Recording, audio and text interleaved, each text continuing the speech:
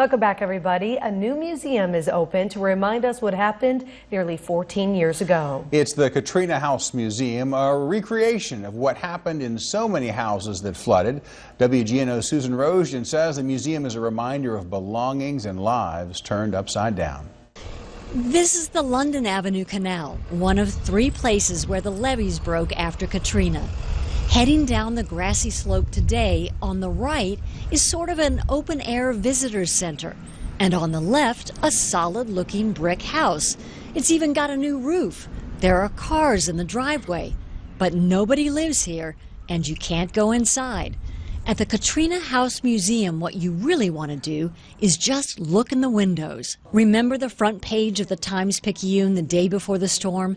And remember what water would do when it rose to the ceiling, how it would break some things and leave others barely touched. This house is a reminder for those of us who were here, with a message for those who weren't.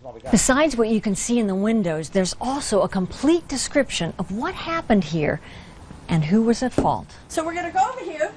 This is the way the wall should have been. Gray Line Tours stops here nearly every day, bringing tourists who learn that the levee failures were an engineering failure, not a natural disaster. Then they head over to the house, and when a couple from Indiana peered into the windows this week, one thing stood out. Grand piano. To see a piano just destroyed, and its worth destroyed, and then to think that filtered over to human beings being destroyed. So that's significant.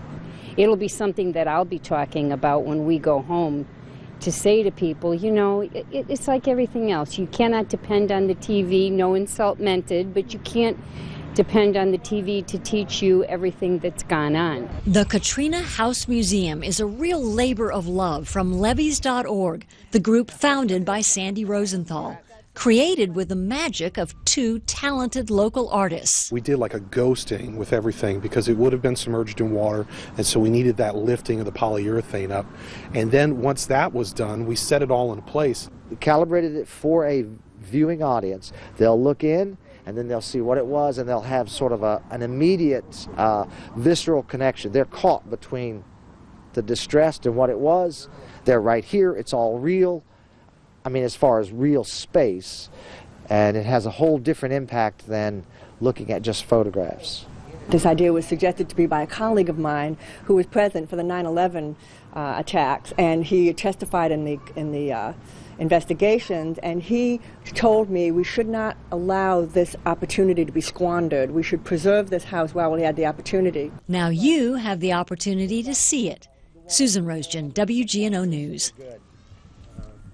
And it is free at the Katrina House Museum. No tickets to buy. It's open to the public every day. You can go there anytime you like.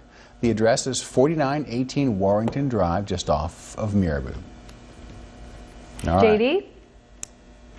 All right, well, we're going to be turning over to weather now, but that museum's incredible. It's fantastic, and as I understand it, there was a push to do this is a fixed version and then see what it's like afterwards. And, yeah.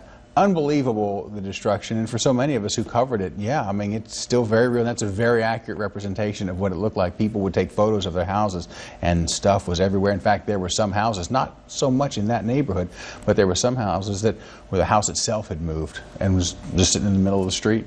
Wow. Incredible stuff. Yes, definitely have to go check it out. I mean, it's open every day.